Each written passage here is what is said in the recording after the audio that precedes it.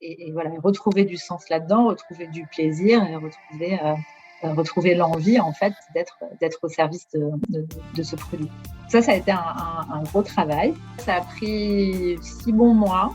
Ouais. Et puis, ce qui a été déterminant, ça a été vraiment le fait de tout le travail qu'on a fait autour du changement de nom, parce qu'on a utilisé en fait le changement de nom pour travailler avec toute l'équipe sur quelles étaient nos valeurs, quelle était notre spécificité, qu'est-ce qu'on cherchait à attendre. Et finalement, ce travail de nom, c'était dans quoi est-ce qu'on se retrouve. Bonjour à tous et bienvenue sur le podcast CIO Révolution, le podcast des DSI modernes. Je m'appelle Bertrand Ruiz, je suis le CEO de RSAS, une solution web qui permet à la DSI et à la direction générale de partager une vue claire des projets en cours, des décisions à prendre et des priorisations à faire. Pour faire le meilleur produit au monde, nous avons décidé de lancer ce podcast pour interviewer les DSI, moteurs de la transformation de leur entreprise, et tout faire pour comprendre leurs enjeux et leurs méthodologies. Nous y abordons des sujets comme l'organisation projet, les copiles, la relation à la direction générale, l'impact du no-code avec le choix d'IT, et bien d'autres choses encore. Grâce à eux et à leur feedback, aujourd'hui avec RSAS, vos rapports projets de comité de pilotage sont faits en un clic, plus besoin de passer des heures sur PowerPoint ni à rechercher l'information dans vos emails. Vous avez une vue agrégée de toutes vos données projets, budget, risques, temps passé. Et pour éviter toute ressaisie d'informations, RSAS se connecte à vos outils Microsoft Teams, Jira, Wrike, etc. Sur ce, je vous laisse avec ce nouvel épisode à la découverte de nouvelles façons de faire. Bonjour à tous, je suis ravi aujourd'hui d'accueillir Isabelle André, qui est directrice générale de Squirrel, une filiale de la SNCF sur la branche voyageurs et qui est aussi CIO de Wigo. Bonjour Isabelle. Bonjour Bertrand, bonjour à tous. Alors Isabelle, directrice générale, CIO, est-ce que tu peux nous en dire un peu plus sur ce que fait Squirrel, sur ce que est Wigo, même si on connaît tous le nom, comme ça on est sûr d'être parlé tous des mêmes choses. Oui, alors en fait, historiquement, il y avait au sein de la SNCF une entité que j'espère vous connaissez qui s'appelle IDTGV, qui transportait des voyageurs. Et au moment où l'offre Wigo a été créée, c'est l'équipe informatique de IDTGV qui a monté le système d'information de Wigo. Et quand l'activité IDTGV de transport donc de passagers a été arrêtée, c'était l'équipe informatique IDTGV qui donc s'occupait du système d'information de Wigo. Et à ce moment-là, il fallait transformer IDTGV en une société qui continue à assurer l'informatique de Wigo. Et donc, c'est à ce moment-là qu'on m'a proposé un projet de transformation donc, qui consistait à transformer cette entreprise qui s'appelait IDTGV, mais qui changeait complètement d'objet social pour en faire ce qui est devenu aujourd'hui Squirrel. Donc, Squirrel, c'est avant tout la DSI, en fait, de Wigo et qui est restée filialisée, mais qui est une DSI. Et à côté de ça, Wigo, c'est l'offre de transport de passagers low cost de la SNCF. Donc, il y a les TGV Inouï, qui est le modèle, on va dire, classique, et Wigo, qui a été l'innovation de la SNCF, qui consistait à finalement proposer des plus petits prix aux clients en changeant complètement le modèle de production pour pouvoir offrir ces petits prix. Donc, c'est un modèle de production ferroviaire. On utilise des trains qu'on fait circuler plus, à bord duquel il y a plus de sièges. Donc, toute une optimisation sur le modèle des low cost en fait, aériens. Et puis, on s'assure d'opérer tous les services de la manière la plus frugale possible. Et bien sûr, l'informatique, c'est un des postes dans lequel on pouvait aller chercher cette frugalité. Et du coup, juste pour être certain de comprendre, quand IDTGV, donc le métier de IDTGV s'arrête, en fait, c'est l'équipe IT que toi, tu reprends, c'est ça? C'est ça. Okay. Donc IDTGV, c'était peut-être une centaine de personnes. Et il y avait une équipe IT qui était peut-être une vingtaine de personnes à l'époque. Et il s'agissait de reprendre cette équipe-là, de la remobiliser vers un nouveau projet, puisque en fait, ils avaient perdu leur produit historique, et de les reconcentrer sur ce qui était à l'époque le petit frère, le petit Wigo, pour qu'il soit au service du développement de cette activité. Donc, Wigo qui était presque un proof of concept au début, une toute petite offre et qui maintenant a beaucoup grandi, puisque ça représente bientôt un quart de la grande vitesse en France. Ok, ouais, énorme. Et donc, du coup, toi, Donc, c'est intéressant le parallèle avec EasyJet. Donc, toi, avec tes équipes, vous créez la plateforme IT qui permet en fait d'opérer de manière industrielle ce service-là. Est-ce que c'est une somme de SaaS utilisée, assemblée qui permet de faire ça ou est-ce que c'est la majorité de votre temps, de votre argent? C'est le développement d'une plateforme interne à vous et donc, du coup, tu as des product owners, etc. Alors, c'est effectivement un mélange. Donc,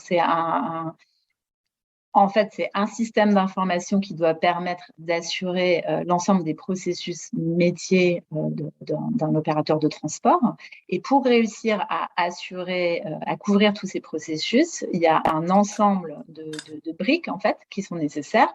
Une partie des briques, on a été les chercher sur le marché auprès d'éditeurs de logiciels et OK. une partie, on les a développées nous-mêmes et en tout cas, on a intégré l'ensemble de ces briques pour faire une solution de bout en bout en fait de transport. OK. Et donc, du coup, aujourd'hui, par rapport au temps passé, par rapport à la charge de tes équipes, c'est plutôt l'évolution et la maintenance des briques cœur de métier que vous avez développées ou le remplacement de certaines briques externes et ou l'ajout de nouvelles autres? Alors ça varie, hein, en fait. Régulièrement, on est amené à comparer les éditeurs qu'on peut avoir en place et puis à regarder s'il y a des nouvelles solutions sur le marché qui peuvent être plus intéressantes et à les renouveler. On a fait un très gros projet de modification vraiment du cœur du système fin 2017 et en remplaçant la brique que nous on appelle l'inventaire, c'est-à-dire la partie qui contient tous les prix, le stock des sièges qui sont en vente, surtout tous les trains pour toutes les dates. Donc, ça, on a fait un gros projet de renouvellement il y a quelques années maintenant. On a en place du revenu management, qui est aussi appuyé sur un logiciel du marché. On a redéveloppé, mais ça, il faudra que en fait, que je te reparle plutôt de ce qu'on a fait depuis comme autre projet. Pour comprendre comment on fait évoluer en fait ces systèmes. Donc, il y a des logiciels qu'on choisit à un moment donné parce que ce sont les plus efficients et régulièrement, au moment des renouvellements des contrats, on se pose la question de les changer par d'autres.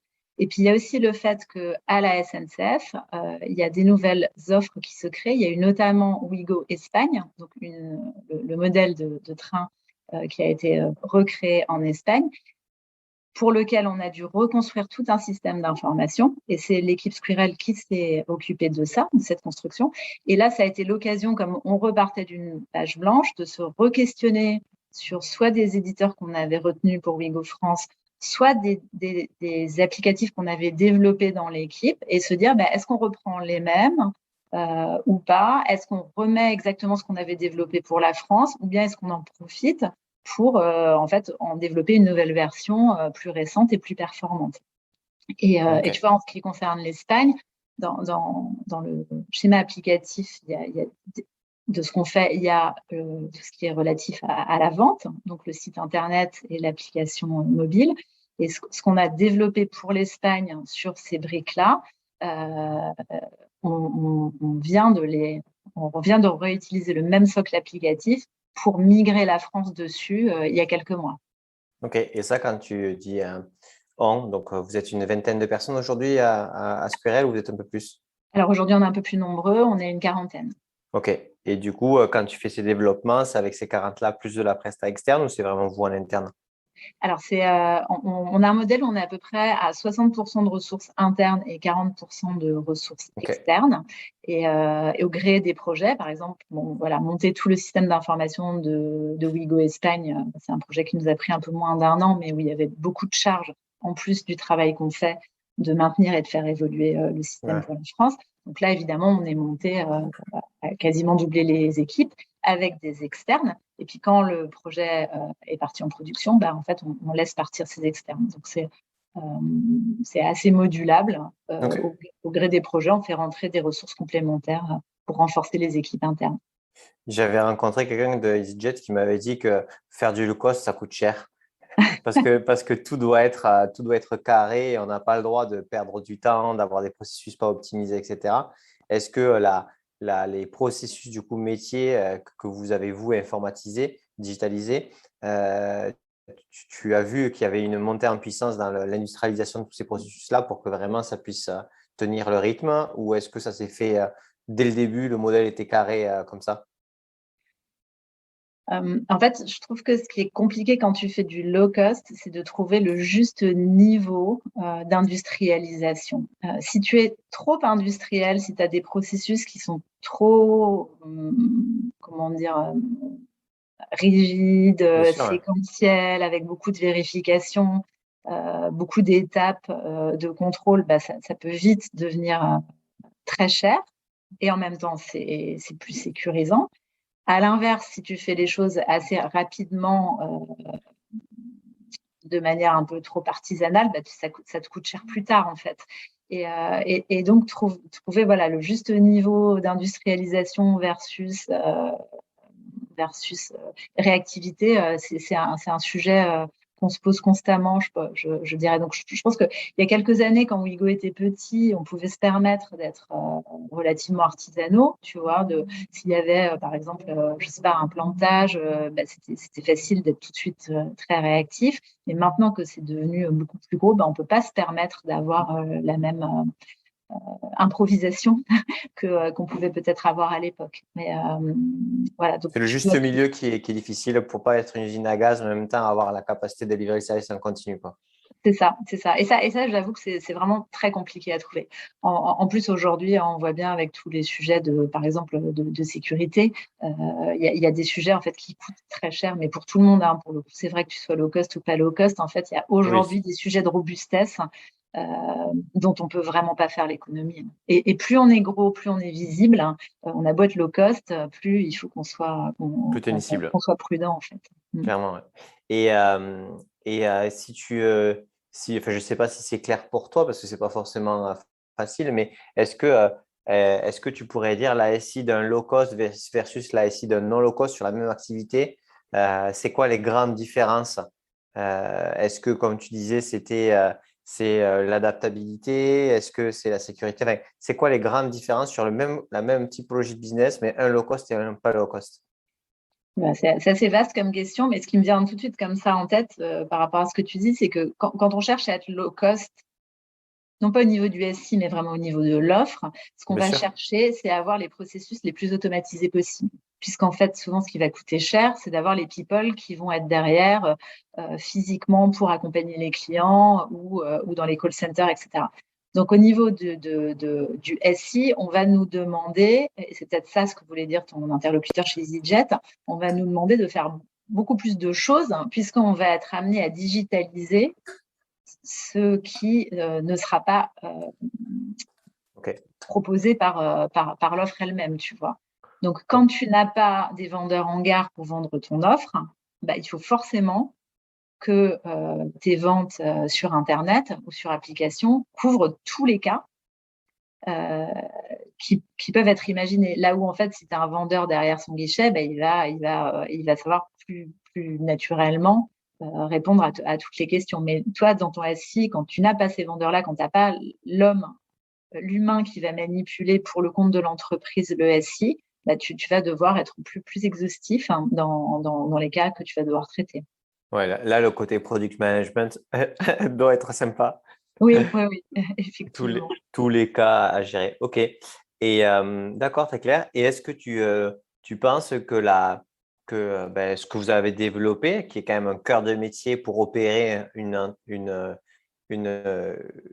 entreprise de mobilité low cost, peut être clairement un outil revendable à des acteurs étrangers qui feraient ça dans d'autres pays et qui n'ont pas encore ce SI-là? Ou est-ce qu'à chaque fois, comme tu l'as fait en Espagne, il y a des complexités peut-être locales qui font qu'il y a des grosses briques à chaque fois qu'il faut refaire?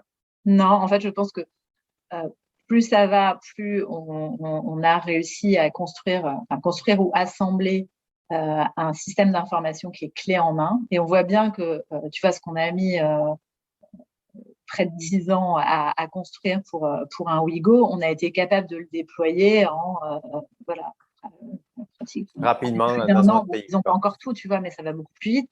Et qu'à l'avenir, quand la SNCF ira s'implanter sur d'autres pays, on sera encore plus rapide dans la capacité de déployer un système d'information déjà prêt. Donc après, en fait, finalement, le plus long dans ces projets, c'est pas la mise en place du système d'information, c'est plutôt la réflexion en amont du côté de l'entreprise sur comment est-ce qu'ils veulent travailler, comment est-ce qu'ils veulent fonctionner. Et finalement, tu vois, je sais pas, un pays comme souvent les directions marketing, ils vont partir du principe que l'Espagne c'est pas comme la France, donc il va falloir que ce soit différent. Et en fait, ça va être toute cette négociation pour aller dire, est-ce que vous êtes vraiment sûr que vous avez toutes ces spécificités de marché et que donc ce qui a été développé et qui est bon pour la France n'est pas bon pour l'Espagne. Mais ça, je dirais on a souvent ça en informatique de manière générale sur nos projets, n'est-ce pas? C'est pas commun au Non, low cost. enfin, ouais. Ok. Donc aujourd'hui, ouais, toi, vous avez quelque chose de robuste qui est adaptable. Et donc, du coup, en fonction de chaque périmètre, mais aussi, chaque pays, mais aussi les personnes, bien sûr, il y a des demandes, il pourrait y avoir des demandes, mais déjà, la base est là, quoi. Alors, en tout cas, nous, on ne cherche pas. Tu vois, à Squirrel, on est vraiment une filiale interne. On est au service de la SNCF, au service de l'interne. Et on n'a pas du tout comme objectif de vendre des services à l'extérieur de la SNCF. Ouais, très clair. Vraiment C'était pas. plus par curiosité sur sur ce que vous aviez créé, ta vision de est-ce que c'est un produit à part entière qui est. Voilà, ok. On pourrait le faire, vraiment, on pourrait le faire. Si on avait une entreprise ferroviaire qui avait besoin de ça, on serait en capacité de déployer très rapidement quelque chose pour eux.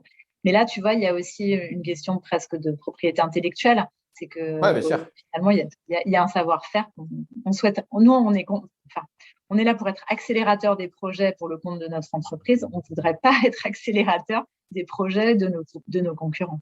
Oui, surtout avec l'ouverture à la concurrence, etc., bien sûr. Et donc, du coup, parce que là, on a parlé de la technique, etc. Et parce que moi, ça m'intéresse énormément. Mais au tout début de l'histoire, donc toi, tu es arrivé, on t'a demandé de reprendre Squirrel, c'est ça? On m'a demandé de reprendre IDTGV, oui. IDTGV, excuse-moi, qui a été transformé en SQL. Et donc, du coup, au niveau humain et recréer du sens pour le collectif, redonner une vision, etc. On ne va pas forcément s'attarder sur les difficultés, forcément, quand il y a une entreprise qui se sépare de plein de collaborateurs, mais les gens qui sont restés dans l'IT ou autre, ils sont restés longtemps, il y a eu beaucoup de changements. Là, ça a mis combien de temps à recréer une vision commune? Est-ce que ça a été fait en 6 mois, 1 an, ou que ça a pris plus de temps? Alors, c'est vraiment ça qui a été passionnant. Moi, au moment où on m'a proposé de ce poste, j'étais la DSI de Webus. Donc, sur l'aspect piloter une direction informatique au service d'une offre low cost, c'était mon poste en fait. C'était mon poste chez Webus. Ce qui m'a intéressé dans la proposition, donc Webus étant une autre filiale de la SNCF de transformation qu'on a faite, c'était justement, et aussi parce que peut-être j'aurais dû dire que j'ai fait une formation de coaching à HEC. Et donc, en fait, je me suis dit que au-delà du challenge que tu as toujours d'opérer un SI pour une offre en pleine croissance, il y avait ce challenge humain, comme tu disais, quand on sait que sur tout ce qui est digital, il y a des grosses tensions sur les effectifs, donc on a tous, je pense, beaucoup de mal à recruter. Au moment où l'offre IDTGV a été arrêtée, il y a pratiquement la moitié des collaborateurs de la DSI qui sont partis, qui ont démissionné en fait. Et donc, il y avait un gros sujet de comment est-ce que j'arrive à remobiliser les personnes qui restent au service de cette nouvelle aventure. Et eux, en fait, ils étaient orphelins de leurs produits IDTGV qu'ils avaient perdus. Ils étaient orphelins de leurs collègues avec lesquels ils travaillaient au quotidien pour développer le produit. Et il y a eu un vrai travail de les rapprocher des équipes Wigo, de recréer en fait un sentiment d'appartenance tout en étant filiale. Donc c'était pas simple, puisqu'on n'était pas la même entreprise. On n'était plus la même entreprise, donc eux, ils avaient l'habitude d'être la DSI d'IDTGV au sein d'une même entreprise. Là, ils devaient devenir une DSI, mais qui restait externe à l'entreprise Wigo. Et donc, être proche et recréer en fait une complicité, une compréhension, oui, une proximité avec le produit en fait Wigo. Et, euh, et voilà, retrouver du sens là-dedans, retrouver du plaisir et retrouver l'envie en fait d'être au service de ce produit. Ça a été un gros travail. Et oui, Ça a pris combien de temps, tu vois, entre le moment où tu prends tes marques, tu essaies de comprendre la situation, tu vois un peu, tu fais l'état des lieux un peu ouais. des enjeux et de ce qui va se passer, et le moment où tu arrives à avoir un embryon d'équipe ou une partie d'une équipe qui se remobilise. Moi, je te dirais que ça a pris 6 bons mois. Ouais. Et puis, ce qui a été déterminant, ça a été vraiment le fait de tout le travail qu'on a fait autour du changement de nom, parce qu'on a utilisé en fait le changement de nom pour travailler avec toute l'équipe sur quelles étaient nos valeurs, quelle était notre spécificité, qu'est-ce qu'on cherchait à attendre. Et finalement, ce travail de nom, c'était dans quoi est-ce qu'on se retrouve. Et tu vois, le nom de Squirrel, le petit écureuil, c'est parce que globalement, l'équipe se voyait comme étant petite, agile, rapide, dynamique, sympathique, proche. Et c'était tout ça en fait qui a émergé dans les discussions qu'on a eues. Et je pense que vraiment à partir du moment où tu vois le nom, le changement de nom a été effectif, là la page a vraiment C'était acté, quoi. Ouais. Et entre-temps évidemment on avait recruté d'autres personnes, donc on va dire que un peu le traumatisme parce qu'il l'avait vraiment vécu pour certains d'entre eux comme un traumatisme. Ouais, c'était une grande marque, elle était connue. Oui, oui, Ça oui. ne doit pas être évident non plus au point de vue externe quand tu as une marque comme ça qui disparaît dans laquelle toi tu as mis beaucoup de temps d'énergie, des fois de l'assumer et de le vivre bien, quoi. Ouais, c'est ça. Et puis surtout, tu vois, enfin, quand tu es au service d'une offre et d'un produit, que tout à coup on te l'enlève et on te dit, bah maintenant, il faut que tu te mettes au service d'une autre offre, d'un autre produit, qui peut en plus être perçu un peu comme étant celui à cause duquel ton produit est mort. Ah ouais, Tu c'est sais, clair. C'est bah oui, clair, j'avais pas fait le lien, mais c'est vrai. C'est en fait, tu bosses pour les raisons qui ont fait que tu as arrêté ouais, non, c'est enfin, dingue. Ouais, c'est pas aussi simple que ça, mais tu vois, tu peux aussi te faire des raccourcis comme ça. ouais, bien sûr. Ouais. Et, au niveau, donc, tu as un client interne donc, dans la SNCF, etc. Comment Mhm. ça se passe le lien entre, parce que donc, tu es filialisé, même si même s'il y a une relation projet, ça reste une filiale. Tu gères comment la priorisation des projets? Dans le sens où, est-ce que en face de toi, tes clients sont OK sur le fait qu'on ne peut pas tout faire en même temps? Est-ce qu'ils le voient eux-mêmes? Est-ce que la priorisation se fait ensemble? Enfin, comment ça se passe parce que la relation, elle est un peu faussée, quoi. Tu as un seul client et en même temps, c'est lui qui te finance. Il voudrait sûrement que ça aille plus vite. Enfin, des fois, ça peut amener à des situations ou à des priorisations un peu complexes et un peu difficiles, dans tous les cas dans le dialogue. Comment vous, ça se passe? Comment vous avez réussi à mettre en place des méthodes qui font que ça doit, j'espère, bien se passer? Alors déjà, tu vois, c'est là où ma casquette de CIO de Wigo est très importante. C'est en étant présente au comité de direction de Wigo, donc dans toutes les réflexions stratégiques, forcément, ça me permet, moi, d'être alimentée en direct sur l'importance relative de tous les sujets qu'on peut recevoir. Déjà, tu n'es pas juste une filiale externe de prestation de service. Tu fais C'est ça. partie de la stratégie de la boîte, Voilà. comme un membre du comité de direction classique au final. Voilà. Et ça permet une articulation managériale, tu vois, une articulation des enjeux en circuit très, très court, contrairement à quand tu es vraiment une société externe et où du coup, ça transite par des commerciaux, des instances externes. Donc ça, déjà, c'est un point qui est déterminant. Et cette proximité avec le directeur général de Wigo, avec l'ensemble du CODIR de Wigo, fait déjà que moi, tu vois, on a un comité de direction tous les lundis, je sais exactement quels sont les points les plus importants pour notre développement, quels sont au contraire les pain points qu'on a et qu'il faut vraiment qu'on adresse, etc. Donc ça c'est déjà un premier élément. Ensuite, ce qu'on fait, c'est que je pense que c'est comme une DSI classique, on a en fait l'ensemble des demandes qui nous sont faites Nous, ce qu'on fait, c'est qu'on évalue très rapidement. En fait, on a mis en place ce qu'on appelle des flash études. Donc, dès qu'il y a des sujets qui émergent, on organise une réunion entre mon équipe et l'équipe métier qui est demandeuse, vraiment de maximum 2 heures, juste pour qu'ils nous expliquent quel est le sujet, que nous, on réagisse très rapidement sur ce qu'ils nous disent, qu'on puisse comme ça rapidement les orienter en leur disant que vous faites, peut-être si vous faisiez comme ci ou comme ça, ce serait plus simple, ou bien oulala, non, allez pas nous rajouter ça parce que ça va être encore plus compliqué.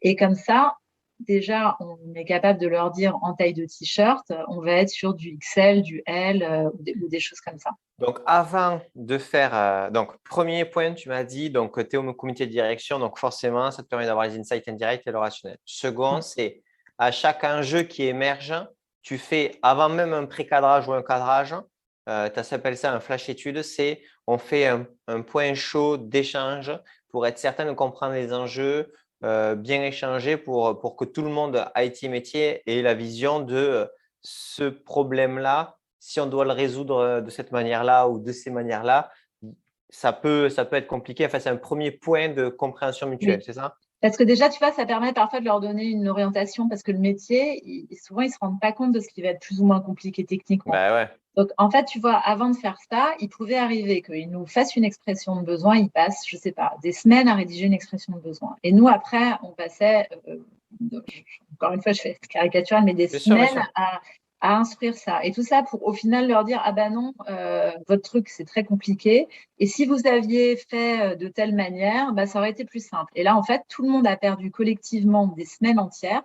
Alors que si on avait eu une discussion d'entrée de jeu, on aurait peut-être pu les orienter vers la solution peut-être la plus simple pour nous, tu vois. Et comment moi, tu vois, par exemple, je me suis posé la question sur la question donc, du premier échange, comme tu dis, d'expression de besoin ou autre. Toi, tu dis c'est une réunion de 2 heures avec les équipes. Ouais, Est-ce que tu penses que si la personne, parce que bon, du coup, il peut y avoir une certaine synchronicité pour y arriver, est-ce que tu penses que si les personnes qui avaient les problèmes faisaient des vidéos de 2, 3, 4, 5 minutes déjà pour expliciter le souci sans avoir l'écrit, ça serait déjà un premier step de compréhension ou non, parce qu'en fait, ça va pas être assez clair, il y a besoin d'échanges en continu dès le début? Là, l'intérêt, c'est que ce soit interactif, tu vois, pour qu'il y ait vraiment, que ce soit une session un peu comme un brainstorm, tu vois, mais je te parle vraiment d'un moment où on est à l'émergence du besoin côté métier, tu vois. Et alors, oui, je pense que la petite vidéo, ça peut être intéressant si ça permet d'avoir en live vraiment le vrai enjeu qu'il y a derrière. Mais il faut quand même, je pense, qu'il y ait cette interactivité qui fait que la personne du métier, elle te parle de son idée et toi, tu lui dis, mais est-ce que tu as pensé à faire plutôt comme ci ou plutôt comme ça? Parce que nous, d'un point de vue des systèmes, ça nous faciliterait quand même beaucoup la vie. Et là, la personne, soit elle te dit, non, c'est pas possible, il faut vraiment que ce soit tel qu'elle l'avait imaginé. Soit elle te dit, ah oui, tiens, je n'y avais pas pensé. Et du coup, ça permet quelque part d'orienter la réflexion très, très en amont dès le début vers ce qui va être plus simple techniquement. Ouais, ok, d'accord. Donc vraiment, ce point, on a un insight qui est remonté. On organise une réunion avec l'ensemble des parties prenantes IT métier pour être certain de bien comprendre et voir quelle direction il faudrait prendre si on devait le résoudre. Et là aussi, tu vois, je pense à cet été, le pass sanitaire. Ça a été un sujet qui était intéressant parce que donc, le gouvernement nous a demandé de mettre en place des contrôles de pass sanitaire à bord de tous les trains et ça a été annoncé le 12 juillet. Il fallait que ce soit en place le 1er août. Bon, donc nous… Propre, pas de souci, easy. Comme ça, hop, tu as 15 jours, tu te débrouilles. En fait, c'est des sujets, il y a beaucoup de façons de les appréhender. Et en fait, moi, l'échange avec Stéphane, le DG de Wigo, en quelques minutes, il m'a dit, écoute, il y a ce sujet, bien sûr, il faut qu'on soit en conformité avec la demande qui est faite. Et moi, en ce moment, mon sujet qui me semble majeur, c'est comment est-ce que je fais en sorte que ma population de contrôleurs qui vont se retrouver à faire face à la mauvaise humeur et au rejet des clients qui peut-être seront pas en qui sont règle, ou en tout contre. cas seront fâchés, vont se retrouver face à ça. Donc, ce qui est vraiment important pour moi dans le déploiement de cette solution, c'est qu'en tout cas, vous facilitiez le plus possible la vie aux contrôleurs. Et tu vois, dans tout ce que c'est de mettre en place un contrôle, le fait d'avoir cet éclairage de c'est quoi vraiment l'enjeu max pour le DG, ça nous aide, nous, côté IT, à savoir qu'est-ce qui est le principal point à prendre en compte. Et du coup, ça nous oriente vers la solution à mettre en place techniquement. Bien sûr, ouais. Mais ça, du coup, tu peux l'avoir aussi parce que vous avez créé les conditions où le directeur général parle en continu avec la DSI Ouais. et te voit comme une fonction créatrice de business et pas forcément un centre de coût, etc., etc., quoi. Et tu imagines le même sujet où c'est en fait le métier, en plus les métiers, hein, parce que ça touchait les métiers du sol, ça touchait la vente, tu vois, c'était très transverse, où les métiers auraient passé du temps à nous faire un cahier des charges avec des expressions de besoins ultra détaillées. Nous, le temps qu'on aurait reçu le truc et on n'aurait pas eu en fait accès à finalement c'est quoi le point majeur, et du coup on n'aurait pas été alimenté avec ce qui nous permettait à nous d'être créatifs, tu vois, et d'être force de proposition en ayant bien compris, encore une fois, le point majeur, l'enjeu majeur à adresser.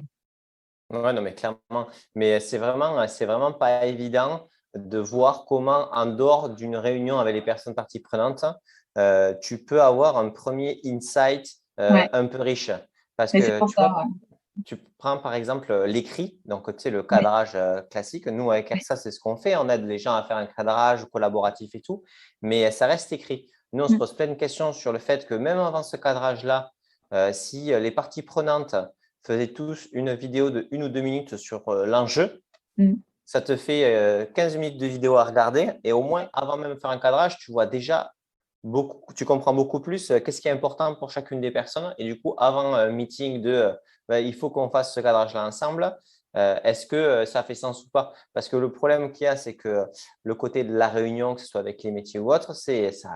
Alors maintenant, c'est encore plus compliqué, mais ça devient très compliqué de mobiliser les gens à la même heure, au même moment, tant qu'il n'y a pas eu un. Alors là, le pass sanitaire, c'était l'urgence absolue de suite, donc tout le monde pouvait être aligné en termes de timing. Dans l'année, sur plein d'insights, ce n'est pas forcément le cas d'arriver à facilement se synchroniser, quoi. Moi, ce que j'essaie d'expliquer à mon équipe, hein, c'est que ces 2 heures dont ils ont l'impression que c'est 2 heures de perdu, parce que ce qu'il faut réaliser, c'est ça, c'est qu'en fait, quand mon équipe, il y a un sujet qui tombe, alors que bien sûr, ils sont à fond sur tous les autres sujets. Quand on leur demande de libérer 2 heures pour un sujet émergent qui peut-être n'atterrira que dans 6 mois ou un an, c'est compliqué, tu vois. Mais vraiment, on commence à avoir ce retour d'expérience que ça vaut le coup. Ça vaut le coup de poser le stylo sur toute la, la, le- la vie courante, hein, enfin, un Ouais, bien sûr. projet, etc., sur lesquels ils sont déjà à fond pour faire ça. Et d'ailleurs, on travaille petit à petit à s'assurer que dans les plans de charge des équipes, finalement, Ils aient du temps pour ça. on sécurise une part du temps, tu vois, quand on prévoit les plans de charge, on garde chaque semaine une part de temps à consacrer à ces flash design. Donc, tu appelles ça des flash design. Ouais. Ça, c'est cool, ça.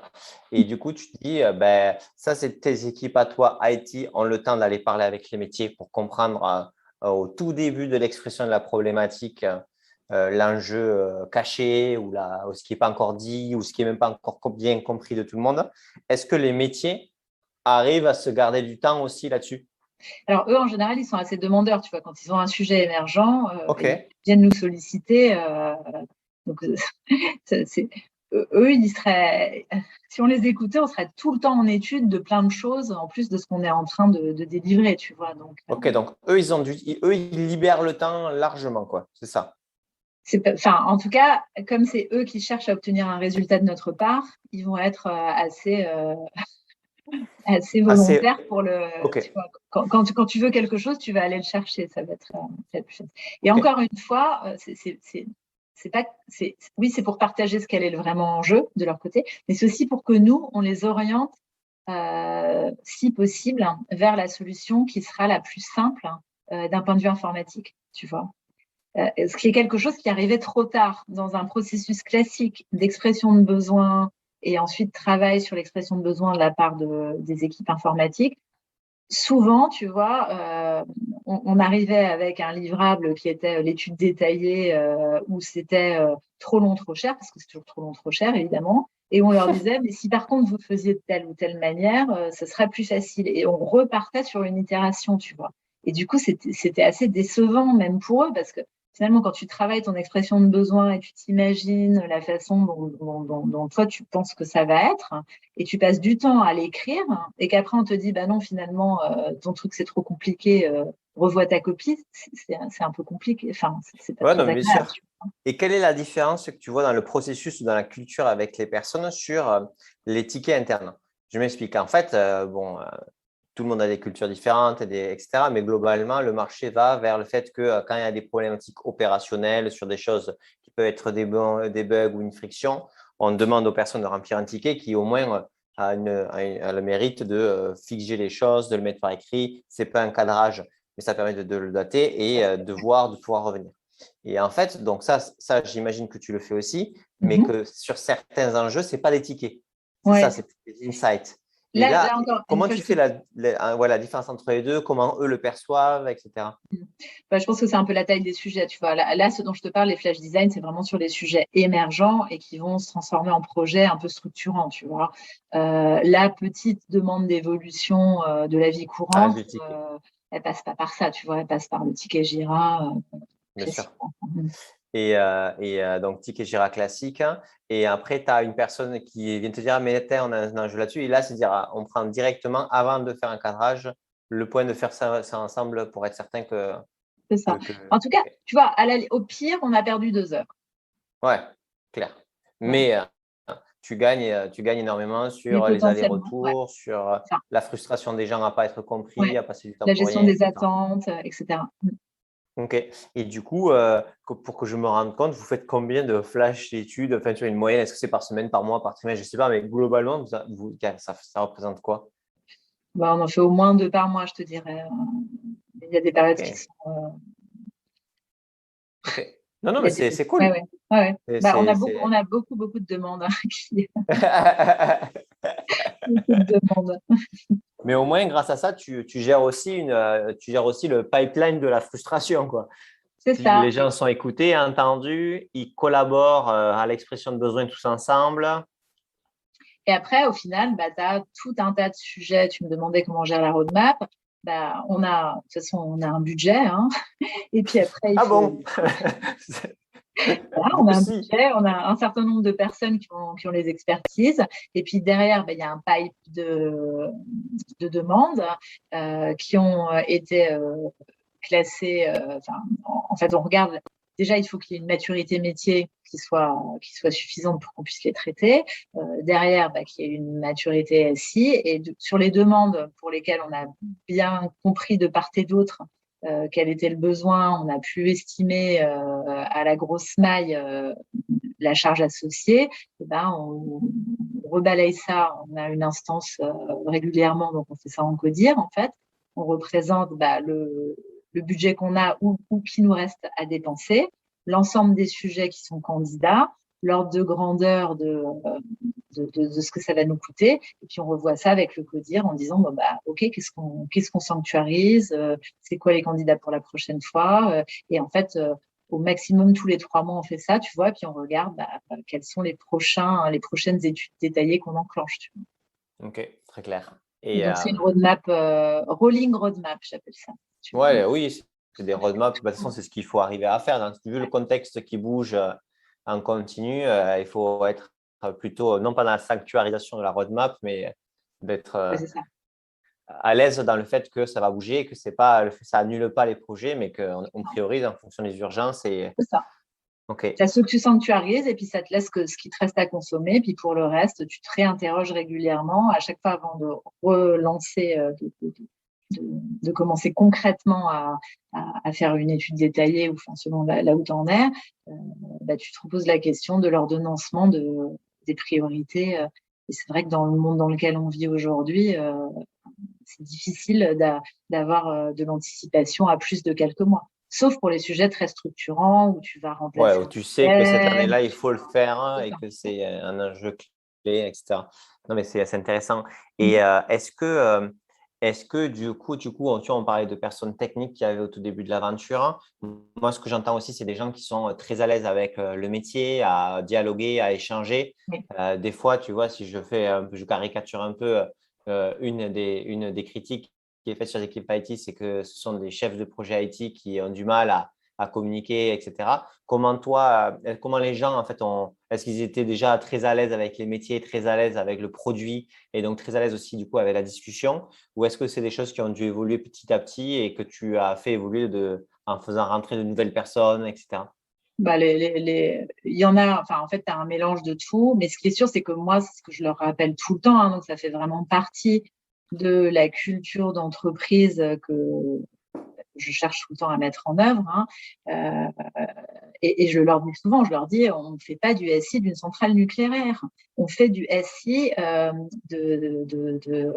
pour des clients qui vont prendre le train. Vous avez tous pris un train, donc vous pouvez quand même vous mettre à la place du client pour comprendre ce qu'on demande. Tu vois, c'est quand même un métier qui est sympa parce qu'on est tous des clients de finalement ce qu'on produit là comme système d'information. Et j'essaye vraiment beaucoup encore ce matin, j'avais une réunion où je disais à mon équipe, OK, pour aller vite, on parle de V 1.3, 1.2 et on met des noms de code et des étiquettes quand on est en train de parler planning, etc. Après, faites l'effort à chaque fois de réexpliciter de quoi on est en train de parler. On est en train de parler de quelle fonctionnalité, pour quel utilisateur et concrètement, derrière la V 1.3 ou tous ces noms barbares, on parle de quoi en fait? C'est quoi la fonctionnalité en plus qu'on va apporter? C'est quoi le point qu'on ne couvrira pas et que du coup, il faudra qu'on s'assure de couvrir plus tard. Et j'essaie vraiment de les ramener et dans les discussions et dans les supports, tu vois. Moi, au moment où je suis arrivée, ils me faisaient des roadmaps qu'on présentait aux directions métiers où tu n'avais que des numéros de version. Et donc, on présentait des super gantes avec des jalons avec des numéros de version. Et je leur disais, non, mais revenez à Ça qu'est-ce parle qu'on pas, livre. ça parle pas aux C'est ça. gens. C'est quoi ce qu'on livre? Concrètement, c'est quoi? Donc, je pense que c'est Ok. ce travail-là, tu vas de les rendre attentifs, à pas rentrer trop dans du jargon et à toujours revenir à de quoi est-ce qu'on parle. Faire preuve d'empathie, que ce soit avec l'interlocuteur avec qui on échange, on développe ça pour ces personnes-là qui ont ces enjeux-là, quoi. Et pour pas perdre de vue ce qu'on est en train de faire, tu vois, parce que tu as tôt fait finalement d'être resté dans ton cerveau à, tu vois, il faut que j'enchaîne la version X.Y, etc. Et tu sais plus ce que tu es en train de faire. Et comme tu sais plus ce que tu es en train de faire, quand tu prends des décisions, tu peux te tromper parce que tu perds de vue que en fait, tu es en train de livrer telle fonctionnalité, mais à laquelle il manque encore tel sujet. Et tant que tu n'as pas livré tel sujet, ça veut dire qu'il y a des personnes au call center qui sont en train de perdre une demi-heure à demander au client au bout de la ligne de lui donner son IBAN et avec des erreurs de saisie et des choses comme ça. Il faut que ça reste concret, tu vois. Donc oui, comme tous les techos, on est des techos et même parfois ça nous plaît. Mais moi, je suis convaincue que notre efficacité, elle repose sur notre capacité à être concret et à être proche du métier, en ce sens qu'on comprend ce qu'on manipule, ce qu'on fait et les avantages et inconvénients, voilà, de manière très, ça impacte qui et comment. Souvent, je leur dis, ou c'est qui a l'emmerde en fait. C'est quoi? C'est qui a l'emmerde. Quand vous vous demandez qui doit être en lead ou à qui je dois demander une validation ou qui va aller se battre pour un sujet, bah, posez-vous la question de qui a l'emmerde. C'est Et au moins, l'emmerde de qui que vous êtes en train de résoudre. Et là, vous saurez qui allez voir. qui est le sponsor qui va faire en C'est ça, sorte que c'est ça ça, avance? c'est ça. Ok. Et du coup, sur l'organisation de ta DSI, puisque donc tu as des devs, tu as des chefs de projet, tu as des activités. Enfin, c'est quoi les grands pôles? Alors déjà, pour commencer, en fait, je te parle beaucoup de WillGo France.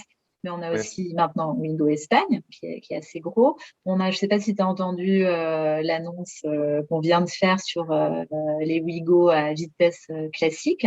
Donc, Ouais. là, c'est le gros projet sur lequel on est. Il va y avoir des nouveaux trains qui vont être du coup commercialisés aussi sous la marque Wigo.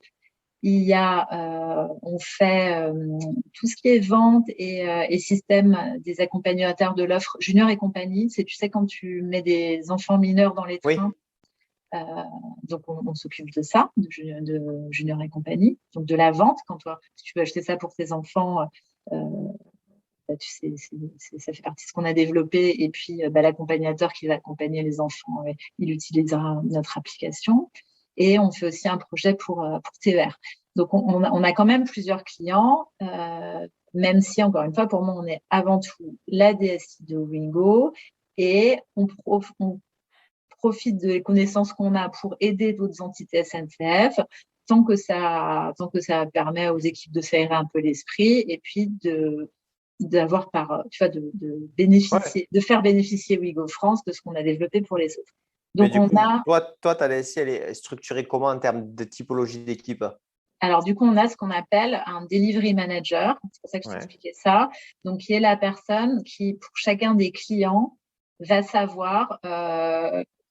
avoir la big picture, l'overview de tous les sujets qu'on traite pour ce client-là. C'est pas un goulot d'étranglement, c'est pas le passage obligé, mais c'est la personne qui est tout le temps en copie et qui sait tout le temps tout le périmètre de ce qu'on a, que ce soit les projets, que ce soit les irritants, etc. Donc ça, c'est une première chose. Eux, ils sont transverses. Et après, sinon, ce que j'ai, c'est assez classiquement une équipe qui est plutôt des product owners ou chefs de projet fonctionnels qui vont pas avoir tout à fait le même rôle selon que ce soit des développements internes ou selon que ce soit finalement des services qui nous soient apportés par des éditeurs de logiciels en général en mode SaaS ou qui soient développés. Donc, ils vont avoir une bonne connaissance de l'applicatif dont ils ont la responsabilité, mais leur interaction sera forcément différente si c'est avec l'équipe de développement interne ou si c'est par le pilotage d'un contrat SaaS ou si c'est par le pilotage d'un contrat TMA avec une équipe qui développe des choses pour nous. Donc ça va être les product owners, chefs de projet qui apportent en fait leur expertise. Donc déjà, product owner, toi, tu le merges avec chef de projet. Oui, parce que tu vois, quand c'est un produit qui est externe, on ne peut pas vraiment dire c'est pas le même rôle de product owner que quand tu es en fait avec des développeurs. Donc dans ces cas-là, on les appelle plutôt chefs de projet que product owner, mais bon, tu pourras me dire que c'est du vocabulaire. Non, mais c'est important dans le sens où si tu recrutes des product owners qui font du product owner, mais qui sont aussi des fois chefs de projet dans le sens où c'est plus de l'intégration de SaaS, etc. Ça quand même même s'ils font les deux métiers, un product owner de formation ou un chef de projet de formation, il n'a quand même pas les mêmes réflexes. Non. Et en plus, c'est même pas des vrais product owners, il faudrait dire que c'est des proxy PO parce qu'en réalité, le vrai product owner, normalement, il est côté métier. Tu as des personnes qui ont une expertise sur le SI et du coup qui leur permet de mieux identifier comment on va s'y prendre pour soit mettre en place ces features-là, soit faire des liens avec la solution SaaS et coordonner l'ensemble des personnes sur le besoin métier qui connaissent, même s'ils n'ont pas le ownership du besoin parce que c'est le métier qu'il a, qui connaissent très, très bien le métier, qui connaissent très, très, très bien le problématique métier. Donc, du coup, il n'y a pas pour dire les choses crûment, d'AMOMA dans son coin qui a externalisé la compréhension métier, du coup, avec plein de complexité dans la relation entre métier et IT, quoi. Ouais, c'est ça. Donc, en fait, tu vois, tu as une équipe avec ce type de profil-là et puis des analystes, tu vois, donc, qui, eux, vont être encore plus… vont aller vraiment dans l'analyse 3D. L'analyste, il va plus aller étudier l'impact de façon détaillée sur quelque chose. Le product owner, il va être plus dans comment j'ordonnance la roadmap chez le fournisseur, interne ou externe, pour faire arriver tous les tous les features dont on a besoin par rapport à l'ensemble des demandes de la roadmap, tu vois. Donc, ça va être ça. Au sein du même pôle, il y a une équipe qui s'occupe de la recette et du support. Donc, on fait pas mal de recettes en interne, nous. Je trouve que c'est pas mal, ça, par rapport au modèle que j'avais vécu avant, notamment chez Webus.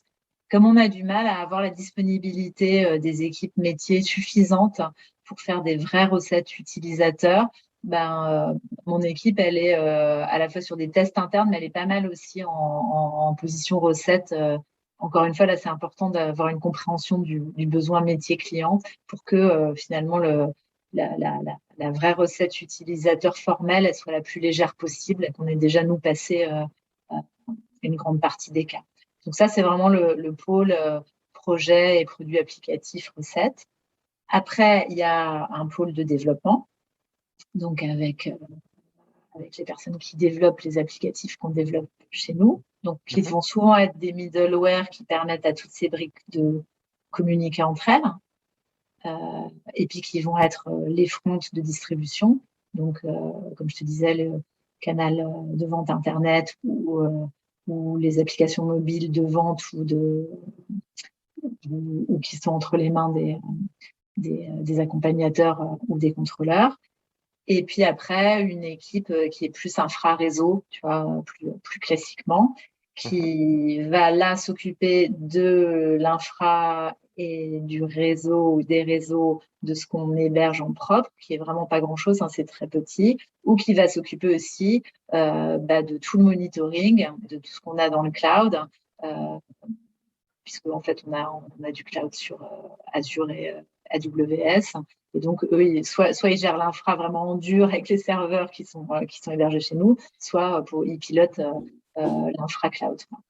Ok, très clair.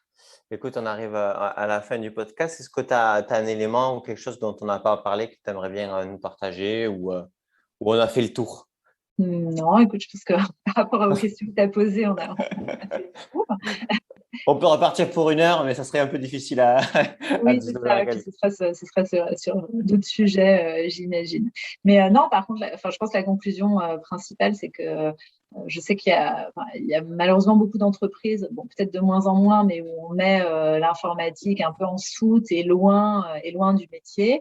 Et je pense que c'est des modes d'organisation qui permettent pas d'être efficient parce que ça fait trop d'intermédiaires entre le vrai enjeu, le vrai besoin et puis ceux qui après mettent en production. Ça permet pas d'avoir, parce que là on n'a pas du tout parlé du développement agile ou des choses comme ça, mais tu vois, ça permet pas du tout d'avoir des circuits courts de décision, de compréhension et j'avoue que ce modèle-là, hein, tu vois, double d'avoir la responsabilité d'une équipe tout en étant au comité de direction, je pense que c'est le modèle le plus performant. Ça, et après, il y a le point qui ne dépend pas ni de ta position, ni au codir ou pas. C'est, à mon sens, ce qui souvent coince même dans cette organisation-là, c'est la maturité du PDG ou du directeur général dans les enjeux de numérique. Ouais. Et ça, même si tu es au codir, etc., mais que lui, son fonctionnement reste CAPEX, OPEX en continu et qui quand même considère encore l'informatique comme un centre de coût et pas comme un futur créateur de profit, parce que si on ne maîtrise pas ces opérations, on peut pas scaler, on ne peut pas être performant, nos marges vont s'effriter. C'est compliqué comme position. Oui, c'est clair. C'est clair. Toi, il semblerait que ton DG soit au top là-dessus. Écoute, je pense oui, et puis j'avoue que j'ai plutôt des expériences dans ce sens-là, et je pense que c'est de plus en plus le cas. Enfin, parce qu'aujourd'hui, il y a peu d'entreprises qui et surtout, alors pour le coup, le Covid aura bien aidé, hein, mais qui ne perçoivent plus à quel point le numérique, puisqu'on appelle ça comme ça maintenant. Maintenant, c'est numérique la mode. Avant, c'était digital. L'Internet. Tout ça, c'est de l'informatique. À quel point parlons de l'Internet et de l'informatique. C'est juste digital. On ne fait plus rien sans. Bon, super. Merci pour toi, Isabelle. C'était vraiment intéressant. Vraiment, merci. C'est top. Merci à toi, Bertrand. À bientôt. Bon, mais j'espère que vous avez kiffé ce podcast. Comme toujours, n'hésitez pas à le partager sur LinkedIn, à le partager à vos collègues, chefs de projet IT, DSI. Ça nous aide toujours à trouver le nouveau et des DSI toujours plus intéressants. Et écoutez, ciao.